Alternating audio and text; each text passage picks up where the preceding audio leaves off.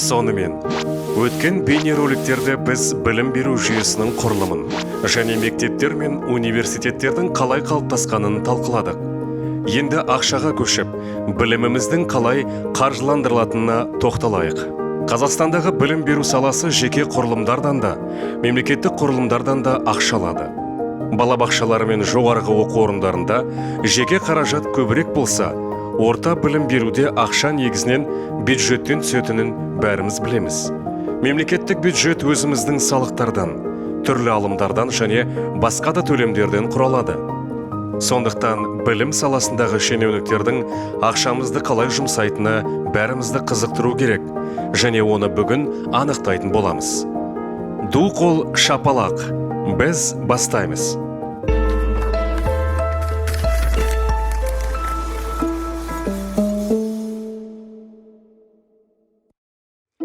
Білім саласына қанша қаржы жұмсалатынын толық айтып өтейік. Бірақ біз бірден ескертеміз. Алдымызда көптеген сандар кездесетін болады. Өйткені бұл қанша дегенмен ақша тақырыбы. Бірақ біз бәрін мүмкіндігінше қарапайым түсіндіруге тырысамыз. 2021 жылы білім беруге 3,7 триллион теңге немесе барлық бюджет шығыстарының 20% жұмсалды. Бұл көрсеткіш соңғы жылдары өсіп келеді. Мысалы, 2015-2019 жылдары орта есеппен бюджеттің 17% жұмсалды. Ал 2015 жылдан бері өсім теңгемен 170%-ды құрап отыр. Білім алуға қарағанда, қаржы әлеуметтік салаға көбірек жұмсалады. Ол мемлекеттің түрлі жәрдемақылар мен зейнетақылар үшін жауап береді. Тағы бір ерекше көрсеткішті қарастырайық. Шығындардың жалпы ішкі өнімге қатынасы. 2021 жылы бұл көрсеткіш Қазақстанда 4,4%-ға жетті. Әрине, соңғы жылдары бұл көрсеткіш өсуде. Өйткені білім беру шығындарының өсуі жалпы ішкі өнім өсімінен асып түсуде. 2015-2019 жылдары бұл көрсеткіш орта есеппен 2,8%-ды құрады. 4,4% көп пе? Әлде аз ба? Көршілес елдердің көрсеткіштерімен салыстырайық. Дүниежүзілік банктың мәліметі бойынша жалпы ішкі өнімнің 5,4% Украинада, 5,1% Өзбекстанда, 4,7% Ресейде, 6,3% Финляндияда білім беруге жұмсалған. Соңғы жылдары біз бұл елдерді енді ғана қуып жете бастадық. Және бұл көрсеткіш алдағы жылдарда өсе беретіні сөзсіз.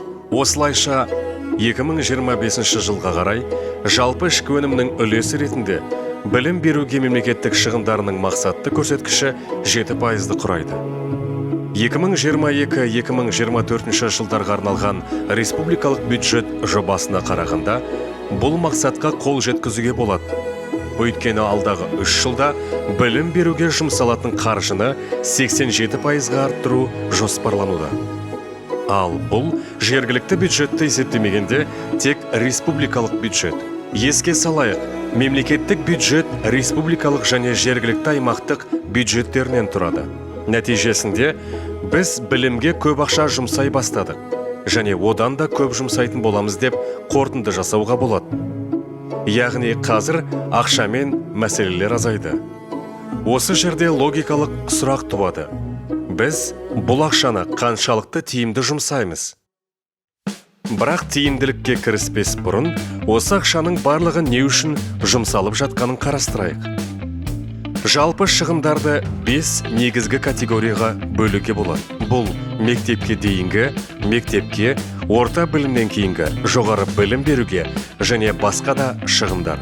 Бұл атаулардан мемлекет мектептегі білім беруге ең көп қаржы бөлетінін білуге болады.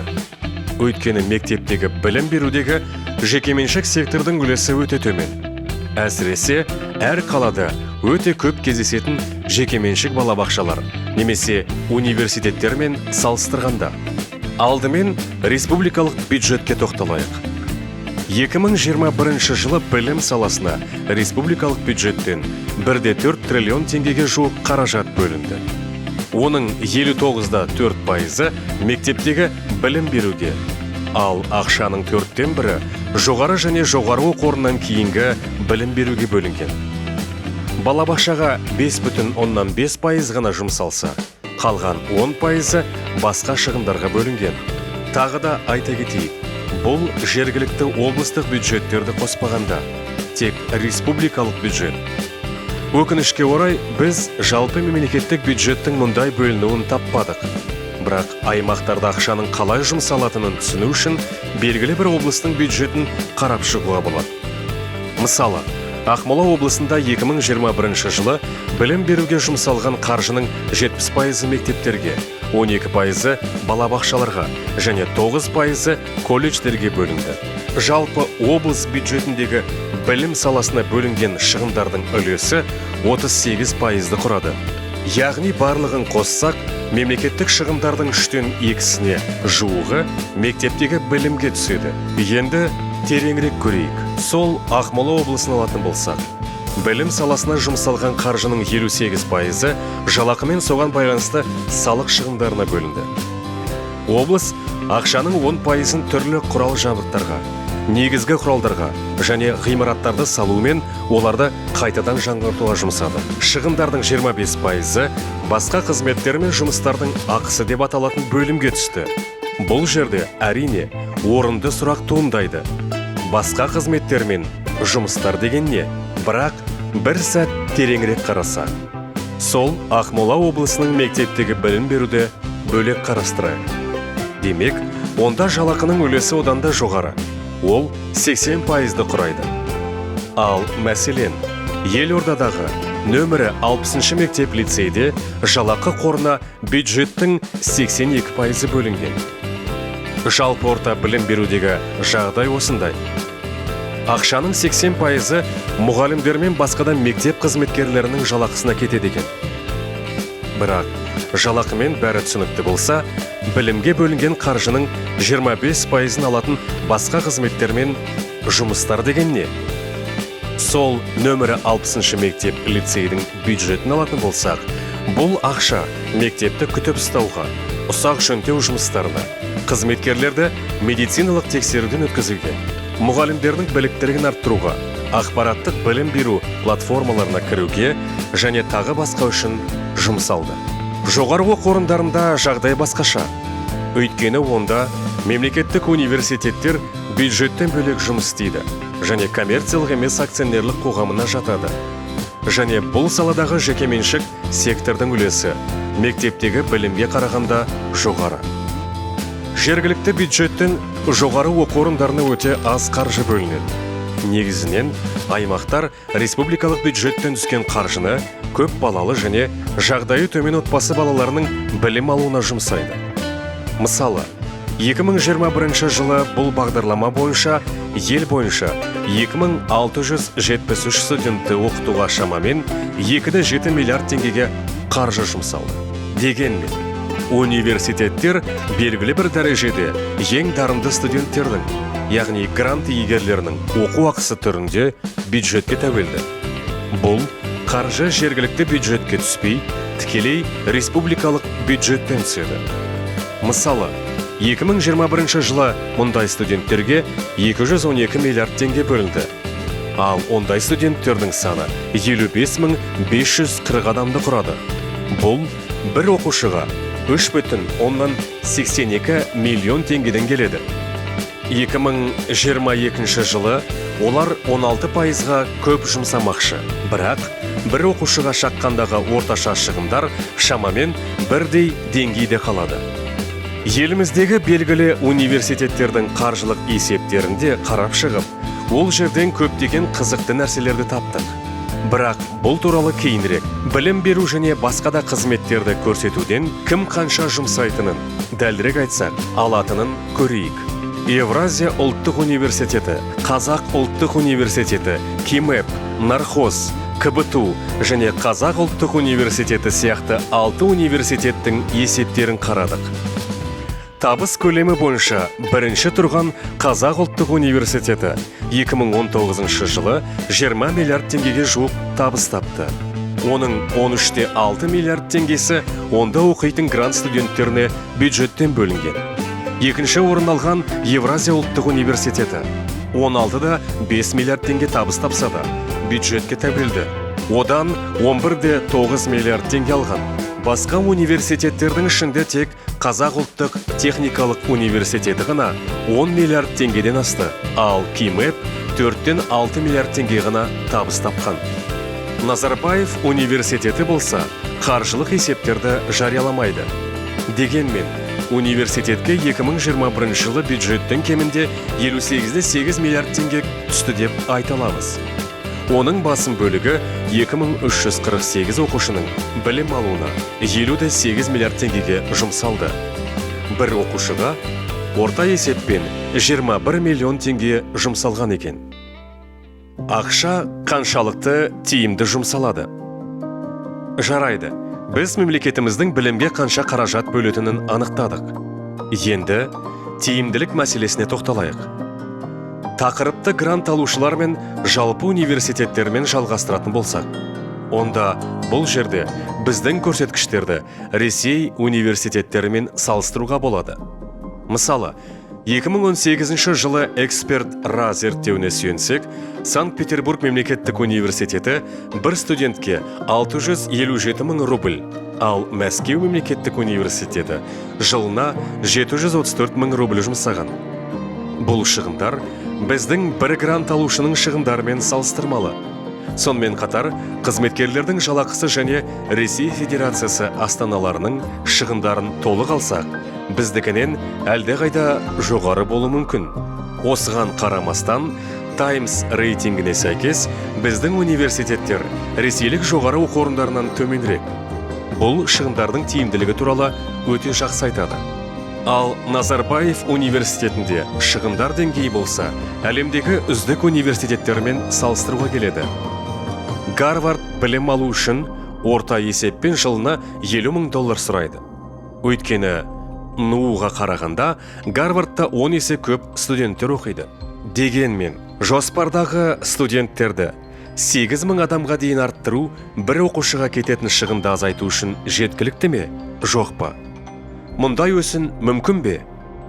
Үкіметтің жоспарларына қарағанда 2023 жылға дейін студенттер санын арттыру жоспарланбаған. Негізі адам санын 8 мыңға дейін жеткізу жоспары 4 жыл бұрын жарияланғанымен, жоспарланған көрсеткішке жету үшін әлі көп уақыт керек. Ал мектеп оқушылары ше, 2021 жылы бір оқушыға орта есеппен шамамен 700 мың теңге жұмсалды. Және бұл көрсеткіш жыл сайын артып келеді. Ал 2018 жылы бір оқушыға бар болғаны 426 мың теңге түскен. Яғни өсім 3 жыл ішінде шамамен 64%-ды құрады. Бұл жақсы көрсеткіш. Бірақ жылына 700 мың теңге жұмсаған көп пе?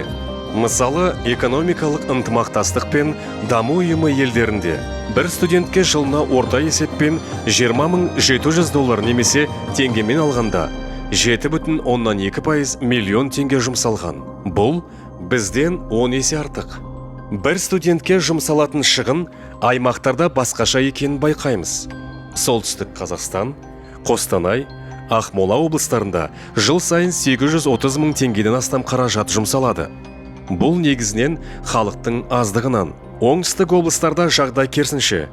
Бір ғана Түркістан облысында, Шымкентсіз солтүстік Қазақстан облысымен салыстырғанда студенттер саны 5 еседен астам. Сондай-ақ, шығындардың мұндай айырмашылығын мектептермен қамтамасыз етудегі үлкен айырмашылықпен түсіндіруге болады.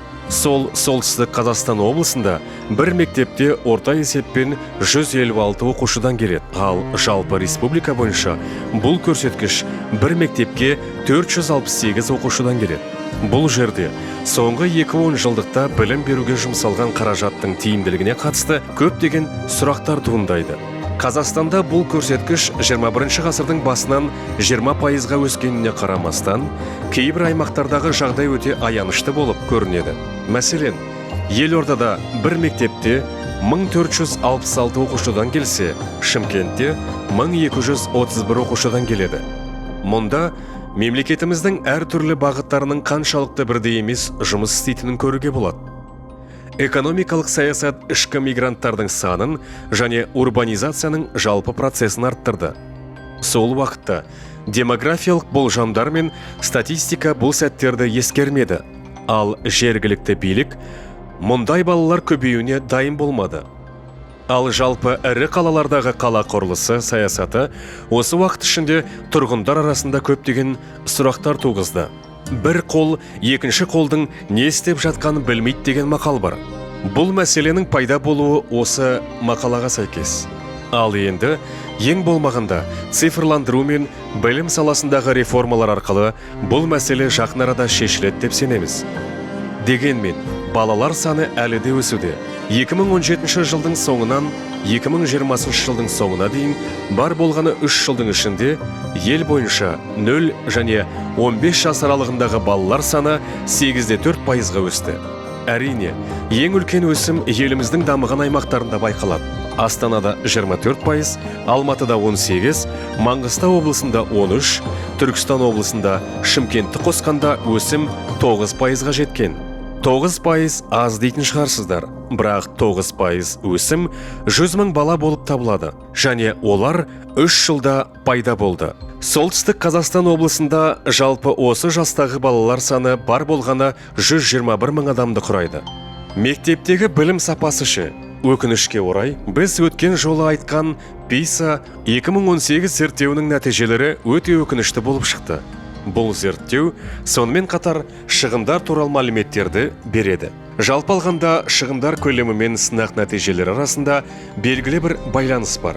Зерттеуге сәйкес біз біраз жұмсаймыз, ал нәтижелер орташадан төмен. Сонымен қатар салыстырмалы ақша жұмсап, жақсы нәтижеге қол жеткізіп жатқан елдерде бар. Осы мәліметтерге сәйкес 2018 жылы біз бір оқушыға экономикалық ынтымақтастық даму ұйымы елдері орташа көрсеткішінен 4 есе аз ақша жұмсадық. Одан біздің студенттер 100%-ға артта қалды. 2018 жылдан бастап бір студентке жұмсалатын шығындар доллармен есептегенде 27%-ға өскен ескере отырып, бұл осы график бойынша жаңа PISA 2022 зерттеуінде. Егер бұл байланыс сақталса, нәтиженің 387 пайдан кемінде 420 пайға дейін өсуін күтуіміз керек. Бұл нәтижелер жыл өткен сайын көбейіп келе жатқан қаржының қаншалықты тиімді жұмсалатынын көрсетеді. Дегенмен, әділдік үшін белгілі бір уақыттық кешіктіруді ескеру қажет. Нәтижелер бірден жақсарады деп күтуге болмайды. Қазіргі бастауыш сынып оқушылары 15 жаста болғанда 3 немесе 6 жылдан кейін нәтиже көруге болатын шығар. Сондай-ақ, жоғары оқу орындарындағы шығындар туралы бөлек айтқымыз келеді. Жекелеген университеттердің қаржылық есептерін қысқаша талдау барысында біз өте қызықты нәрсе таптық. Мысалы, жоғары оқу орындарының жолақысы үлкен қызығушылық тудырады. Евразия ұлттық университеті 2019 жылы пандемияға дейін іссапар шығындарына миллиард теңгеден астам қаржы жұмсаған. Бұл университетке түскен ақшаның 7%. Салыстыру үшін бұл көрсеткіш КИМЭП пен Қазақ ұлттық университетінде 1%, нархозда 1,7%, КБТУ-да 2,4%-ды құрайды. Сондай-ақ олар Қазақ ұлттық университетінің іссапарларына көп ақша жұмсайды. Ол осы мақсаттарға университетке түскен ақшаның 4%-ын жұмсайды. Евразия ұлттық университеті әріптестерінен іссапарларға көп ақша жұмсайтыны көрініп тұр. Неге екені үлкен жұмбақ. Сонымен қатар біз қаржылық көмек түріндегі бір реттік операцияларды да атап өтейік.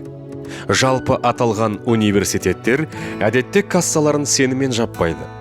Яғни, бір жыл ішінде барлық кіріс, табыс және шығыс ақшаны, жалақы, жеткізушілерге көрсетілетін қызметтер, әртүрлі сатып алулар және тағы басқаны қоссаңыздар, оларда кіріске қатысты айтарлықтай аз ақша қалады. Ал кейбір жағдайларда нәтиже теріс болады. Бұл баланстағы ақша көлемін азайтады. Әсіресе COVID 2020 жылы ақылы негізде оқитын студенттерден түсетін ақша көлеміне қатты әсер етті. Мысалы, Евразия ұлттық университеті көптеген студенттерге төлем бойынша ұзартулар ұсынды. 2020 жылдың соңында олардың кассаларындағы ақша 1,4 миллиард теңгеге қысқартты. Дегенмен, Евразия ұлттық университетінің балансында белгілі бір пайдалы мөлшері болды. Гранттарды уақытында төлейтін бюджеттен үлкен қолдау болды. Сондықтан ешқандай көмек қажет болмады. Бірақ жекеменшік кәсіпкерлерге көбірек сенетін нархоз 2019 жылы білім беру кірісінің 84%.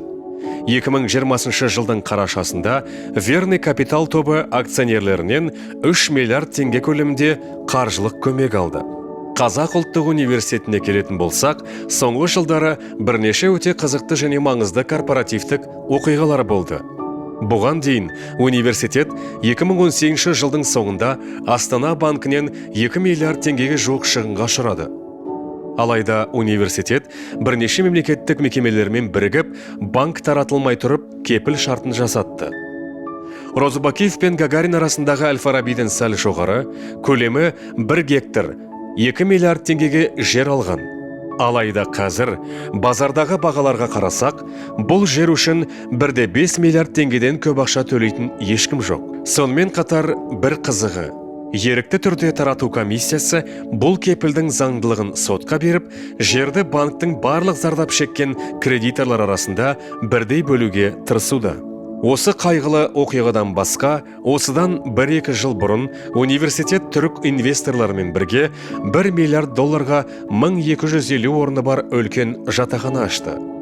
Бұл келісім университет тарапынан болды. Бұл жоспарлар бізге белгісіз себептермен орындалмай қалуы мүмкін.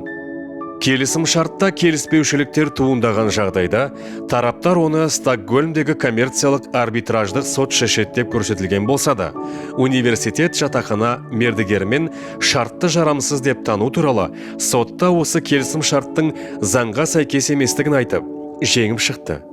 Қазақ-түрік компаниясымен сот болып жатыр. Онда университет жасалған келісім шартты жарамсыз деп тануға тырысуда. Әрине, біз бәрін білмейміз, бірақ жалпы алғанда мемлекеттік университетте әсіресе жер дауларынан кейін мұндай жағдай болып жатқаны өкінішті. Жоғары білім тақырыбын жалғастыра отырып, ғылыми зерттеулер грантының қаржыландыруына тоқталайық. 2019 жылы кейбір ғалымдар грант бөлудегі жемқорлық мәселесін көтерген кезде жанжал шыққан болатын. Жалпы бұл тақырып ақшаға толы. 2020 жылы 1690 ғылыми жобаға 18 миллиард теңге бөлінсе, 2021 жылға жоспарланған шығындар 22,6 миллиард теңгені құрады.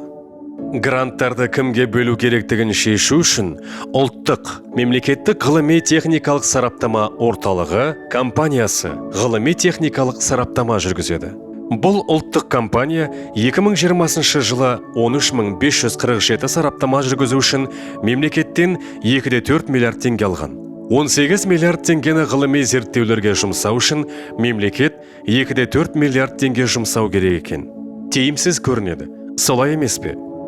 Ал компания бөлінген ақшаны қайда жұмсайды? Олар мемлекеттен алатын табыстың 80%-ын немесе компаниядан түскен 1,5 миллиард теңгеден сәл астамын жалақыға жұмсаған. Оның ішінде сарапшылардың қызметіне 403 миллион теңге ғана. Бұл тек ғылыми кеңестегі ғалымдардың кеңесіп, кімге қанша бөлу керегін шешіп қабылдайтындардың жалақысы ғана. Компаниядан қалған 1 миллиард теңге өзін ұстауға кетеді екен. Тым көп емес пе? Атап айтқанда, 2020 жылы негізгі басшы қызметкерлер 74 миллион теңге сыйақы алса, нақтырақ айтсақ, ұлттық компания президенті 2020 жылы 25 миллион теңге, айына 2 миллион теңге жалақы алып, 2009 жылмен салыстырғанда жалақыны 13%-ға өсірген. Қорыта айтқанда, алдағы жылдары білім саласына көбірек қаржы бөлінетінін енді білеміз. Сондай-ақ қаржының 3/2-сіне жуығы орта білім беру саласына, ал бұл ақшаның 80%-дан астамы жалақыға кететіні белгілі болды. Білім беру құнының өсуімен олардың тиімділігіне назар аудару керек. Әйтпесе ақша мен уақытты босқа кетіреміз. Қызметкерлердің жалақысына қатысы жоқ шығындарды бақылау қажет. Сол жерде ақша әртүрлі тауарлар мен қызметтерге жұмсалады. Және ең үлкен сыбайлас жемқорлық кездесуі мүмкін. Сондай-ақ кейбір өңірлерде мектепті қамтамасыз етуде мәселе бар екені анықталды. Біз білім беруге жұмсалатын қаржыны көбейтуді қаласақ, шығындардың осы бөлігіне көбірек қаражат бөлу қажет болады. Бұл мәселе кем дегенде алдағы 10 жылда маңызды тақырыптардың бірі болады. Және бұл мәселе тек білім беруді ғана емес, сонымен қатар қала құрылысын, көші-қонды және ауылды дамытуды қоса қамтиды. Сонымен қатар 15 жасар оқушыларымыздың объективті нәтижелері көршілермен салыстырғанда да, білім беру шығындарының салыстырмалы көлемі бар елдермен салыстырғанда да төмен болып отыр. Сонымен қатар біздің мемлекеттік университеттерімізде өсу мен дамуға ынталары жоқ сияқты. Олардың көпшілігі табысын мемлекеттен студенттік гранттар үшін төлемдер түрінде алады, және олардың қызметінде сыбайлас жемқорлық болуы мүмкін. Нәтижесінде біз негізгі мәселелерді шешудің келесі негізгі жолдарын көреміз. Бірінші кезекте, ең болмағанда мектептердің құрылысы мен жөндеуіндегі сыбайлас жемқорлықты жою. Сондай-ақ, білім сапасына тікелей әсер ететін, мұғалімдердің біліктілігіне байланысты және мектептердің толып кету мәселесін жедел шешу қажет. Мұғалімдердің біліктілігін арттыру және олар тестілеу бойынша құрастыратын жалғастыру қажет. Бірақ негізгі мәселе мамандардың жетіспеуі болып қала береді.